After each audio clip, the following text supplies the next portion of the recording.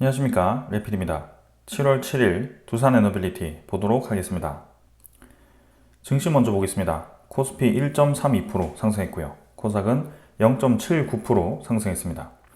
양증시 모두 크게 상승하면서 마무리되었고요. 특히 코스피에서는 외국인 투자자가 1조 3천억, 기관 투자자가 1조 2천억을 매수를 하면서 양매수가 크게 진행이 되었습니다. 삼성전자가 이제 폭등을 하면서 마무리되었고요. 삼성전자가 시가총액 1위 종목이다 보니까 거기에 수급이 좀 집중되지 않았나라는 생각입니다. 그래서 일단 코스피는 2800선을 뚫고 계속 올라가고 있고요. 시가총액 상위 종목이 올라가긴 했지만 역사적으로 이제 확실히 좀 신고점을 돌파하는 그런 모습이 보이고 있습니다. 그래서 좋은 분위기로 지금 형성이 되고 있다는 게 느껴지고 있고요. 코스닥은 0.79% 상승했습니다. 그래서 외국인 투자자 500억, 기관 투자자가 74억 정도 매도했는데요. 일단 마찬가지로 같이 좀 올라가면서 진행이 되었습니다. 해외 증시 같은 경우는 다우 나스닥 좀 올라갔고요. 나스닥이 최근에 아주 강한 모습을 보이고 있습니다. 그리고 상해 종합 니케이는 뭐 거의 보합 수준으로 진행이 되었고요. 크게 움직임이 없었습니다. 자, 코스피는 지금 2860포인트로 진행이 되면서 이제 확실히 벽을 뚫고 올라갔습니다. 그동안 이제 쌍봉 형태를 띠면서 아래로 떨어질지 위로 올라갈지 조금 애매한 포지션을 잡고 있었는데요. 지금 이제 거래량이 점점 줄면서 조금 증시가 떨어질 수도 있겠다라는 생각이 들었는데 다시 한번 힘을 받으면서 진행이 되었습니다. 그러나 이제 다음 주 옵션 만기를 앞두고 있기 때문에 7월 달에 그 옵션 만기와 그 다음에 미국의 CPI 지표라든지 그런 물가 지표들이 어떠한 방향으로 가는지 그런 것들을 좀 살펴봐야 될 것 같고요. 근데 이제 11월 달에 미국의 대선이 있기 때문에 그 11월에 맞춰서 금융 패키지가 오픈이 될 가능성이 큽니다. 그래서 바이든 입장에서도 지금 현재 대선을 이겨야 되는 게 우선이기 때문에 물가를 잡기 위해서 강경책을 펼치는 것보다 잠깐 이제 3분기, 4분기 정도에 한번 이제 이 완화를 시키면서 좀 이제 소비자들에게 좋은 방향으로 정책을 진행할 수도 있습니다. 근본적으로 이제 물가를 잡기 위해서는 계속 이제 고금리를 유지하는 게 맞긴 하지만 소비자들 입장에서는 잠깐 금리를 떨어뜨려 주는 것이 조금 더 이 좋은 방향으로 느껴질 수 있습니다. 일단 그러한 영향 때문일까요? 지금 이제 코스피라든지 그런 나스닥 이러한 지표들이 좀 더 좋게 진행이 되고 있는 것 같고요. 시간이 어떻게 지금 이제 벌써 하반기까지 진입을 했는데 어떠한 방향으로 가는지 좀 지켜보도록 하겠습니다. 자, 월봉도 이제 점점 이제 올라가는 상승 추세로 진행이 되고 있고요. 코스피가 전고점 대비해서 지금 이제 많이 떨어졌는데 다시 한번 중간 정도까지 올라오면서 더 올라갈지 좀 보도록 하겠습니다. 자, 투자 수급은 지금 이제 기관 투자자, 외국인 투자자 아주 많이 매수했고요. 전날에도 많이 매수를 해주면서 상당히 크게 지금 매수가 진행되었습니다.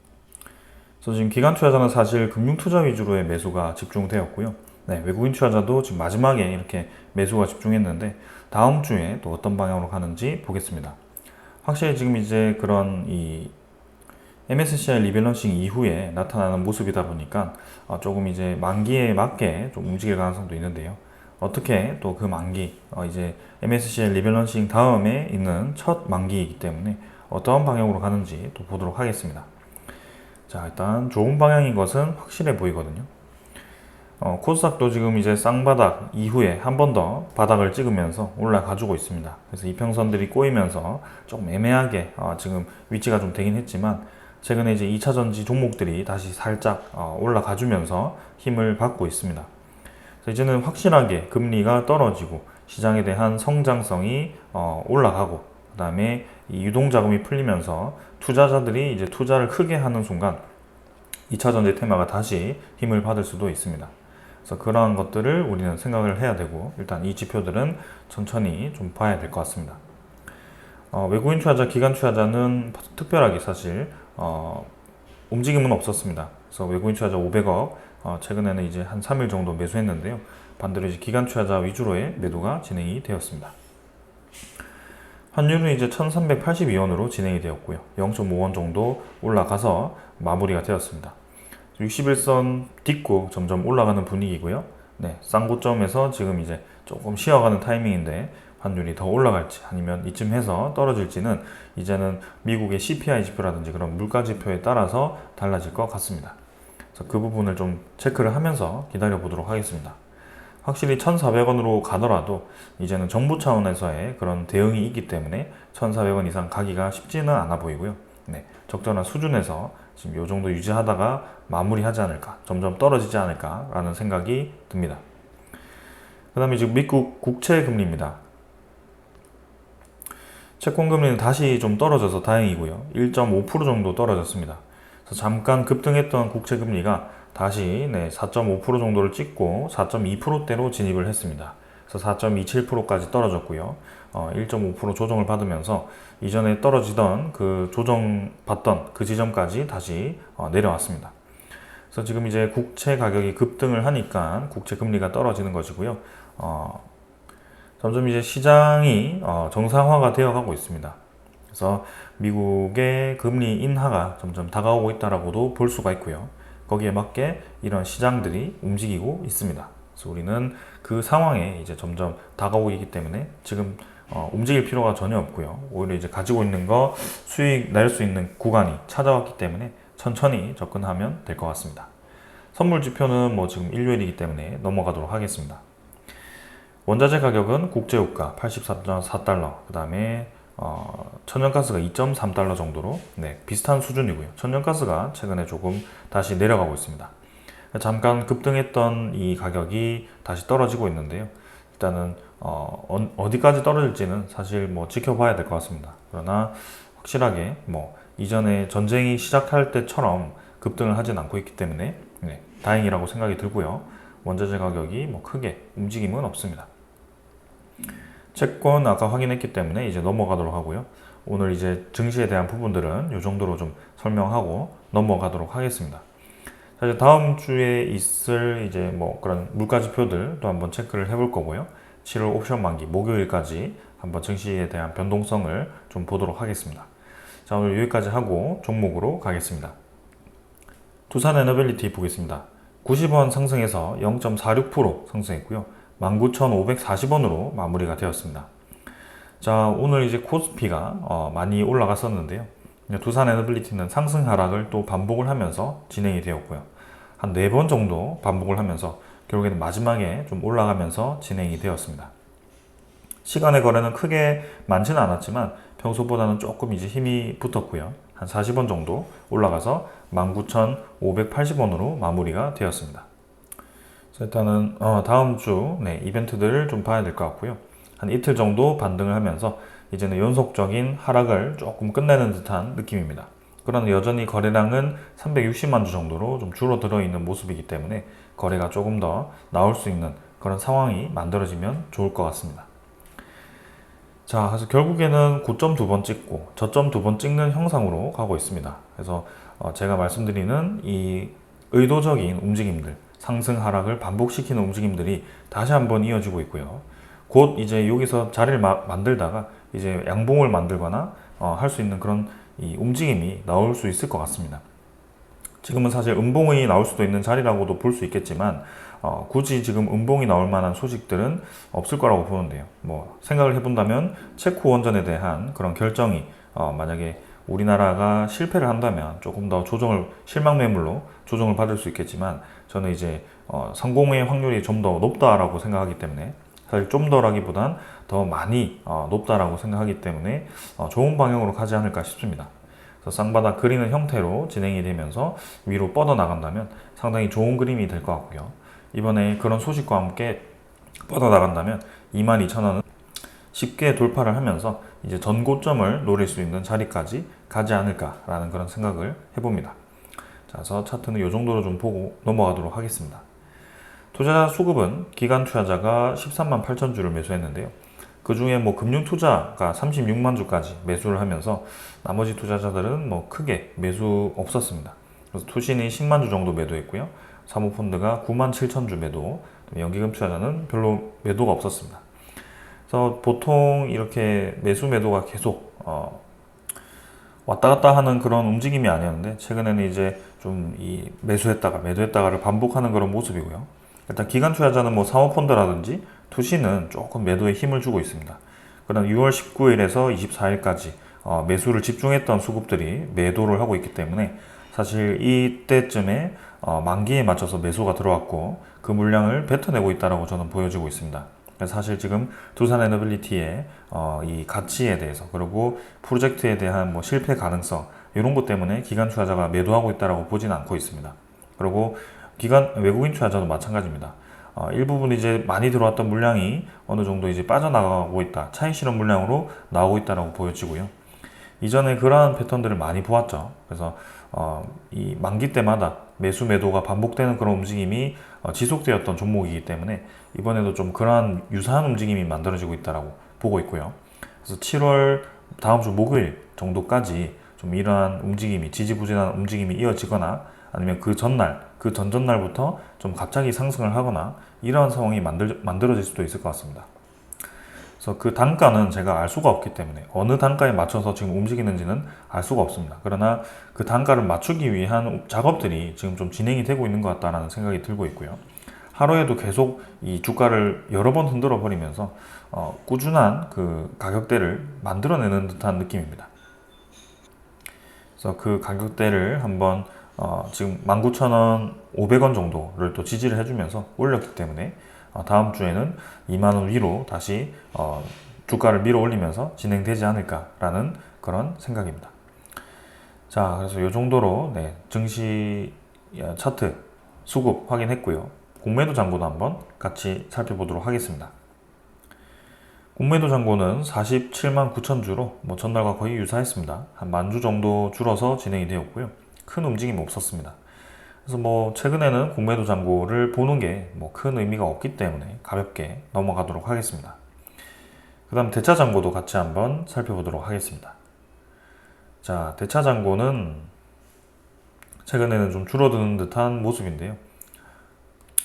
7월 5일자로 아직 이제 이 업데이트가 되지 않았네요. 근데 큰 움직임 없었을 거라고 저는 생각이 좀 들고 있고요. 종목 상세는 외국인 추적 물량과 당일 물량 거의 유사하게 매도가 되었습니다. 21.33%로 진행이 되었고요. 전날도 매도했고 오늘도 매도했기 때문에 이 체코 원전이 잘못되어서 매도하는 거 아닌가 이렇게 생각할 수도 있겠지만 사실 그동안 수백만 주, 수천만 주를 매수했던 수급이 지금도 고점 부근에서 아직도 크게 매도 없이 21%대의 보유율을 유지한다는 것 자체가 의미가 있다고 저는 생각이 듭니다. 그래서 이러한 수치에 집중하지 않고요. 그냥 보유율에 대한 그래프만 보더라도 이게 지금 어떤 방향으로 가는지를 알 수가 있고요. 지금 이 고점에서 상당히 보유율이 유지가 되고 있는데 다시 한번 힘을 받았을 때 보유율이 추가로 올라갈 수도 있고요. 오히려 이제 올라갈 때 보유율을 낮추면서 진행이 될 수도 있습니다. 그거는 외국인 투자자에 대한 선택이기 때문에 우리가 뭐라고 할 수는 없는데요. 확실한 것은 주가를 올리면서 물량을 대량 매집해 놓은 상황이다 라는 것은 알 수가 있습니다. 지금은 두산에너빌리티가 별로 비싼 가격이 아니라는 것도 우리가 알 수 있고 한번 천천히 좀 살펴보도록 하겠습니다. 그래서 다음 주 개인적으로 좀 기대되는 시장이고요. 한번 지켜보겠습니다. 자, 그래서 이제 거의 다 확인했고 거래는 마찬가지 신한증권에서 매도가 좀 나왔고요. 신한증권 따라서 최근에는 계속 매도 물량이 왔다 갔다 하고 있죠. 그래서 외국인 투자자는 신한증권 창구를 활용하는 모습이 지속적으로 보이고 있고요. 매수했다가 매도했다가를 반복하고 있기 때문에 크게 우리가 주목할 필요는 없어 보입니다. 그래서 전체 합계만 본다면 한 40일 정도 했을 때 신한증권에서는 빠지고 있고 모건스탠리, JP모건에서는 들어오고 있다. 이렇게 이해를 하시면 되겠습니다. 그래서 수급적으로는 이 정도로 보고요. 이제 가장 중요한 것은 사실 두산에너빌리티가 현재 가지고 있는 이제 이벤트들입니다. 그래서 그 이벤트들이 곧 발표할 수 있는 것들이 많기 때문에 제가 좀 정리를 해보려고 하고요. 어제 또 이제 소식이 하나 들려왔는데 오늘 또 전달 드리도록 하겠습니다. 자, 당연히 이제 우리가 주목하고 있는 가장 큰 소식 중에 하나는 체코 원전일 수밖에 없습니다. 체코 원전이 이제는 빠르면 다음 주, 이제 그 다음 주에도 발표될 수 있고요. 이제 통상적으로 한 달이라고 얘기를 했기 때문에 7월 한 중순 정도에 발표 날 가능성이 큽니다. 일단 6월 15일에 그 체코 전력공사가 평가를 마무리해서 정부로 이제 16일 날 전달을 했기 때문에 그 한 달 기간이 이제 다음 주 다다음 주 월요일 정도가 마무리가 되는 기간인데요. 사실 그 전에 발표가 될지 그 약속 시간보다 조금 더 뒤로 갈지는 아무도 알 수는 없습니다. 그러나 그 정도 이제 발표가 될 거다. 거의 이제 결정이 되어 간다. 이렇게 생각을 해도 될 것 같습니다. 자, 그러면 지금 어떠한 상황인지는 제가 뭐 계속 여러 영상에서 설명을 드렸기 때문에 충분히 잘 아실 거라고 생각하는데요. 근데 최근에 우리나라에 대한 움직임과 이 체코 원전에 대한 수주에 대한 노력이 연결이 되고 있다는 것도 좀 말씀드리고 싶습니다. 그래서 지금 이제 우리나라가 나토 회의에 참석한다라고 제가 이전에도 말씀을 드렸었는데요. 그 7월 9일에 나토 회의 참석차 이제 우리나라 대통령이 그리고 정부 관계자들이 출국을 하게 됩니다. 그래서 8일에서 11일에 미국을 순방하게 되는데요. 당장 내일부터 다음 주 목요일까지 일정이 있습니다. 근데 그 주제가 뭐냐면 나토 참석 회원국과 원전 방산 협력 강화를 하기 위한 목적으로 되어 있습니다. 그래서 내용을 살펴보면 윤석열 대통령이 취임 후 3년 연속 북대서양 조약기구 나토에 참석한다. 저는 이제 올해 처음 참석하는 걸로 좀 생각을 했었는데요. 3년 연속 참석을 하였다고 합니다. 그만큼 지금 나토 북대서양 조약기구에 우리나라의 이 영향력이 많이 커졌다는 것도 여러분들이 인지를 하시면 될 것 같습니다. 근데 거기 가서 그냥 단순하게 뭐 북한과 러시아에 대한 안제 이외에도 우리나라 자체로 이제 5개 이상의 회원국과 양자 회담을 갖고 원전과 방산 협력을 강화할 예정이라고 합니다. 그래서 일본, 호주, 뉴질랜드와도 정상회의를 갖는데요. 일단 총 8개국 정도로 언급이 되고 있습니다. 그래서 가장 중요한 시기가 이제 10일입니다. 체코, 스웨덴, 핀란드, 노르웨이 등 5개 이상의 나토 회원국 정상 및 옌스 스톨텐베르그 나토 사무총장과 연쇄 양자 회담을 하게 되는데요. 에너지와 안보 분야 협력이 중점적으로 논의될 것으로 얘기가 되고 있습니다. 그래서 러시아와 인접한 핀란드, 노르웨이는 이미 우리나라에 K9 자주포를 도입해서 운영 중이고 추가적인 방산 협력이 가능한 그런 큰 국가로 뽑힌다고 합니다. 그리고 체코는 우리 기업이 두쿠바니 신규 원자력 발전소 건설 사업에 도전을 하고 있기 때문에 또 이렇게 만나기로 합니다.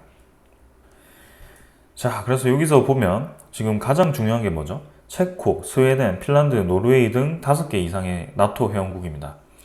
이미 제가 여러 번 말씀드렸던 동유럽 국가들, 불가리아, 그 다음에 폴란드, 그 다음에 루마니아, 이 3개 국가가 모두 다 우리나라에 방산 투자를 하였습니다.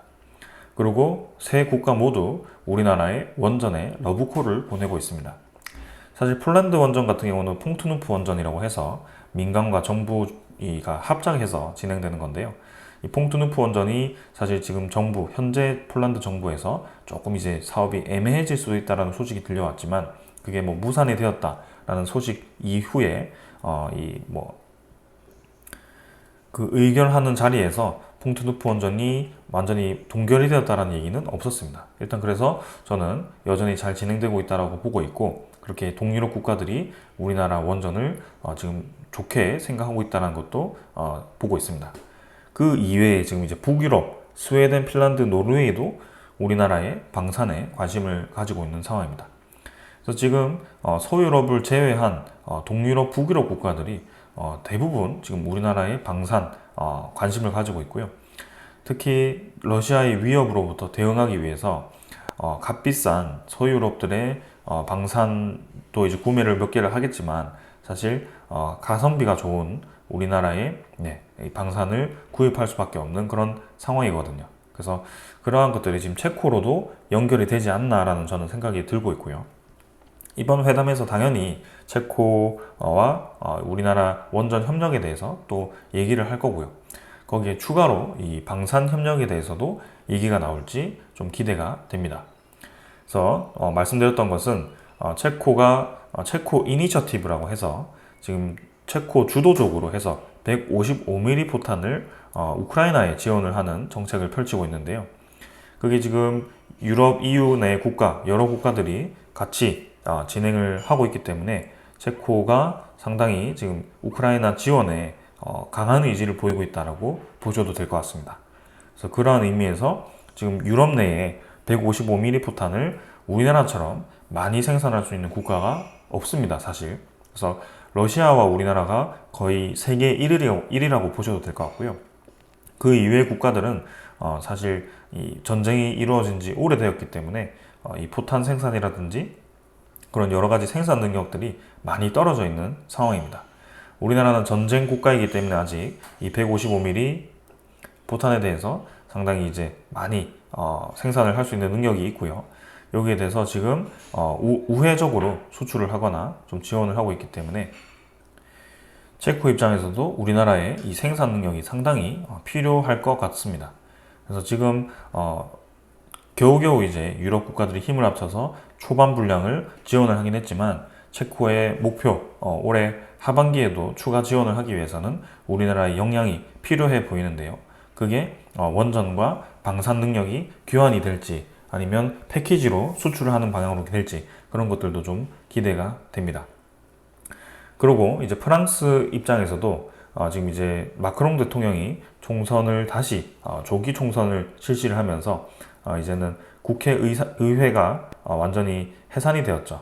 근데 1차 투표에서는 지금 이제 1당, 2당이 마크롱 대통령이 포함되지 않은 당이었기 때문에 상당히 이제 불리한 입장이었는데요. 마크롱 대통령이 사실 3당이었죠. 근데 지금 1당은 사실 친러시아 쪽 혹은 우크라이나 지원을 꺼리는 쪽입니다.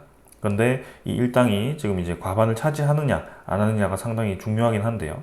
근데 지금 이제 2차 투표 때 이 2당과 3당이 좀 힘을 합치면서 1당을 견제하려는 모습도 보입니다.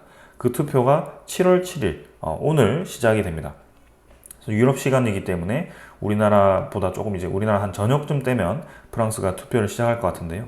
일단 뭐 이 여론조사에 의하면 1당이 과반을 차지할 확률은 좀 낮은 것으로 보이긴 하지만 사실 뭐 그렇게 된다고 하더라도 프랑스 마크롱 대통령이 그렇게 힘을 받기는 어려워 보입니다. 정치적인 입지가 많이 줄어들어 있는 모습이고요. 이 체코 총리와 여러 번의 그런 이 만남이 있다고 했더라도 그 이전에는 사실 마크롱 대통령이 일당 느낌이었다면 지금은 완전히 이제 밀리는 모습이기 때문에 그게 이 체코가 우크라이나를 지원하고자 하는 정책과 지금 현재 이 프랑스의 새로 꾸려지는 이 의회가 완전히 다른 방향일 수도 있다라는 것이 좀 보여집니다. 그리고 마크롱 대통령이 체코에게 크게 지원을 하겠다라고 투자를 하겠다라고 한 이 내용도 사실 프랑스 일당이 프랑스 자국의 이익을 생각하는 것으로 바뀌는 것이기 때문에 이 지원책이 제대로 이루어지지 않을 수가 있는데요. 그러한 상황 속에 우리나라가 승부수를 하나 던졌습니다. 그래서 이거는 제가 며칠 전에 말씀드렸던 건데요. 최상목 수출입 은행장이 직접 발표를 했습니다. 5년간 원전 방산 수주에 85조를 지원하겠다. 때마침 우리나라 대통령이 나토 회의 참석, 체코와의 정상회담을 앞두고 이렇게 방산 수주와 그 다음에 원전 수주에 85조를 지원한다라는 큰 패키지를 얘기를 했습니다. 발표를. 그래서 우리나라가 금융적으로 지금 탄탄하다. 그리고 새 프로젝트에 대한 그런 지원금이 탄탄하다라는 것을 강조를 한 거고, 그리고 방산에 대해서도 이 북유럽과 동유럽에 대한 추세, 그리고 최근에 동유럽에 대한 원전 수주 추세를 보면 프랑스는 완전히 배제가 된 상황, 튀르키예라든지 그런 다른 EU 국가들도 사실상 프랑스는 지금 배제를 하고 있는 상황이기 때문에 모든 상황이 사실 우리에게 좀 유리해 보인다라고 생각이 듭니다. 단순히 프랑스가 뭐 EU 내에 영향이 있다, 그리고 체코와 프랑스가 친하다, 이런 것만으로는 모든 것을 역전하기에는 사실 어려워 보입니다. 근데 그러한 것들이 이제 가격들을 뒤집는 그런 이제 방산에 대한 수출이라든지 이러한 케이스도 있긴 했지만 그거는 사실 조금 다른 개념이라고 저는 생각이 듭니다.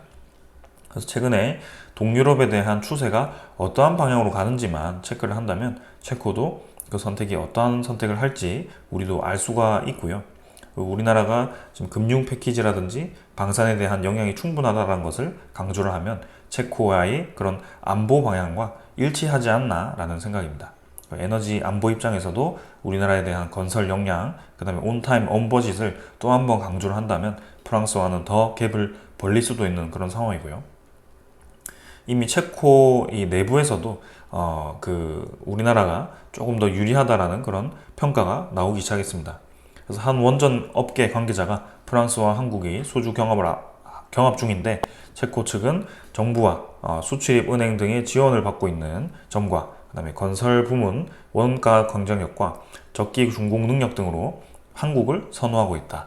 여기 나왔죠. 정부와 수출입 은행 등의 지원을 받고 있다는 것이 강조가 되었고요. 체코 정부가 지금 최근에 선호하고 있다는 것까지 얘기가 나왔습니다. 그래서 이러한 것들이 지금 다 승부수로 퍼즐이 하나씩 맞춰지는 모습이고요. 우리가 지금까지 이제 산업통상자원부도 그렇고 한수원 사장도 그렇고 직접 체코를 가서 방문해서 세일즈를 했는데 우리나라 대통령도 좀 한번 마지막으로 움직여줬으면 했는데 그게 지금 이제 나토 회의로 잡히는 모습입니다. 자, 그러면 여기서 한 가지 짚고 넘어가야 될 건데요. 체코 총리와 윤석열 대통령, 우리나라 대통령이 만난 적이 한 번도 없을까요? 네, 그거를 이제 한번 찾아봤는데요. 여러분들은 한 번도 없을 수도 있다라고 생각을 하실 수 있을 것 같습니다. 근데 그 이전에 몇 번 만난 적이 있고요. 그것도 아주 오래전이 아니라 작년 중반 그리고 하반기에 만나는 모습이었습니다. 그래서 2022년 6월 30일에 윤석열 대통령이 체코 총리와 회담을 했고요. 신규 원전 입찰에 한국 기업의 참여 지원을 당부를 하는 모습이었습니다.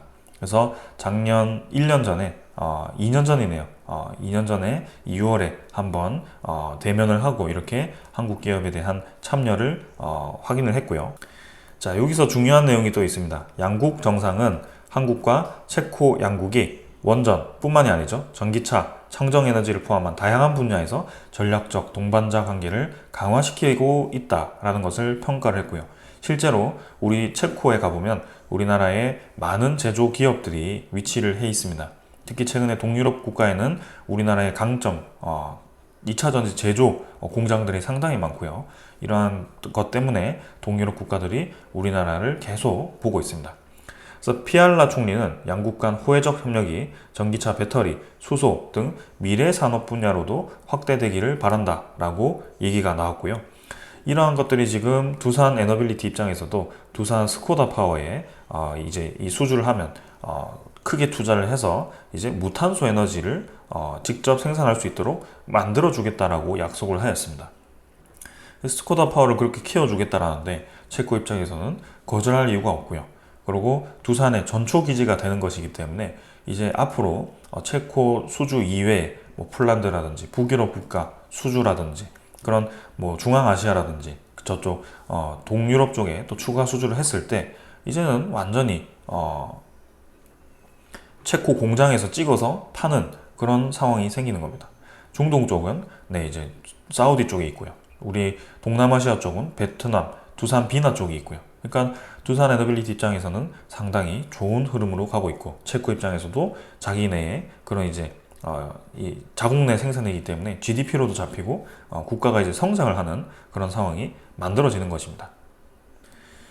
자, 그리고 양국 정상은 올해 하반기 체코의 유럽연합 의장국 수임을 계기로 한 EU 간 협력도 한층 강화될 수 있도록 노력하기로 했고 우크라이나 사태의 그런 얘기도 이렇게 진행을 하면서 상당히 좋은 얘기를 나눴었습니다. 그리고 2023년 9월에 또 한 번 체코 총리를 만나게 되는데요. 그거는 미국 뉴욕에서 한번 만났습니다. 근데 여기서 한 가지 주목된 점이 하나 있죠. 우리나라가 한수원이 지금 이제 미국 원전이 웨스팅하우스와 지적 재산권 문제로 갈등을 겪고 있었는데 한수원이 작년 말 웨스팅하우스를 우회해서 체코 원전 수출을 직접 에너지부에 신고하려 했는데 반려가 되었습니다. 그래서 이게 조금 이제 걸림돌이 되었었는데요. 근데 이날 미국 워싱턴 DC 법원이 웨스팅하우스가 한수원 독자 수출을 막기 위한 소송을 각하를 했습니다. 그리고 이제 재소송을 진행했는데요. 항소를 했죠. 근데 그 항소에 대한 결과가 아직 나오지 않았고 미국 정부 차원에서도 이 개인에 대한 그런 소송을 계속 질질 끌면서 서로 합의할 때까지 시간을 끌고 있는 모습인 것 같습니다. 자, 그래서 대통령이 이때는 원전 이외에도 수소 등 우리나라 기업들이 경쟁력을 갖춘 신규 에너지 분야에서 적극적으로 활동할 수 있게 해달라고 했고요. 체코 측에서도 수소 경제 발전에 대한 협력을 내비쳤고 체코 대통령도 이와 함께 체코의 풍부한 리튬 자원을 기반으로 한국 배터리 생산 협력을 희망한다는 의지를 보였습니다. 자, 여기 체코에 대한 꿈이 있죠. 리튬 자원을 기반으로 배터리 생산 협력을 희망한다. 체코는 단순히 EU 우리 친구 아이가 이게 아닙니다. 이제는 배터리도 키우고 싶고 수소도 키우고 싶고 에너지도 독립적으로 운영하고 싶고 우크라이나를 지원함으로써 안보도 지키고 싶습니다. 근데 지금 현재 프랑스의 정치 상황, 프랑스의 역량으로는 체코의 그런 모든 만족을 들어줄 수가 없고요. 심지어 모든 것을 만족시켜 주더라도 엄청나게 비싼 가격이기 때문에 우리나라와 비교할 수 없을 정도의 그런 경제성이 떨어집니다. 그래서 우리나라가 그만큼 지금 산업적으로 많은 역량이 있고 역량이 뛰어나기 때문에 이렇게 국가의 전체 협력 관계로 약속을 할 수 있는 것이고요. 지금 체코 총리가 여기에 우리나라를 선택하지 않을까라는 저는 그런 생각이 좀 듭니다. 그래서 이러한 것들이 하나씩 퍼즐이 좀 맞춰지는 모습이고요. 이번에 10일이죠. 7월 10일에 회의를 하고 났을 때 결과가 나올지 아니면 그 뒤에 그 다음 주에 좀 더 늦게 나올지는 알 수는 없지만 천천히 좀 보도록 하겠습니다. 자, 그래서 이제 좋은 결과만 기다리면 될 것 같고요. 때마침 또 루마니아가 이제 원자로 2기 추가 건설 계획을 승인을 하였습니다. EU에서. 그래서 이제는 SMR 말고도 이제 EU 자체에서 또 승인을 받았기 때문에 체르나보다 3, 4, 5기 프로젝트에 이제 추진을 할 거고요. 여기서 우리나라가 선택이 될지 또 한번 지켜보도록 하겠습니다. 자, 그래서 루마니아 원전, 그 다음에 체코 원전, 폴란드 원전, 불가리아 원전, 지금 폴란드 원전, 이러한 유럽 내 여러 국가들이 우리나라를 선택하고 주목하고 있다. 그리고 또 한 가지, 미국의 SMR 기업이죠. 뉴스케일 파워, 지금 정고점 돌파를 하면서 마무리가 되었습니다. 그래서 윗꼬리가 지금 13.28달러까지 찍으면서 7월 5일에 상당히 힘을 많이 받는 모습이었고요. 이제 언제까지 또 올라가나, 떨어질 때는 정말 무섭게 떨어지더니 올라갈 때도 정말 무섭게 올라가고 있습니다. 그래서 바짝 이제 힘을 붙여서 올라가는 그림이고요. 13달러라고 한다면 이제는 15달러, 역사적 신고점까지도 얼마 남지 않았습니다. 그만큼 이제 최근에 이 SMR에 대한 힘과 그 다음에 주목이 많이 되고 있고, 이렇게 주가가 높아지면 두산 에너빌리티의 장부상의 수익으로도 잡히고요. 그 다음에 SMR 파운드리로서의 역할도 많이 기대가 되기 때문에 앞으로 저는 두산 에너빌리티가 이제 진짜 실체화되는 그런 수주 소식이 들려온다면 완전히 그냥 우리가 지켜보던 이 종목과는 완전 다른 행보를 만들 수도 있다. 정말 지겹게 만원, 2만원대를 계속 왔다 갔다 하면서 흘러가고 있지만 그게 한 달 정도밖에 되지 않았고요. 그 구간을 힘있게 뚫고 나가는 날이 사실 머지 않았다라고 좀 보여집니다. 그래서 주가 좀 떨어진다고 해서 좀 이제 흔들리는 분들이 있는 것 같은데요. 그때마다 두산 에너빌리티에 내가 왜 투자를 했는지, 그리고 앞으로에 대한 방향이 어떻게 되는지 그런 것들을 좀 이제 차분하게 지켜보시면 좋을 것 같습니다. 자, 오늘 여기까지 하고 마무리하고요. 네, 다음 주 시장 또 기다려 보도록 하겠습니다. 감사합니다.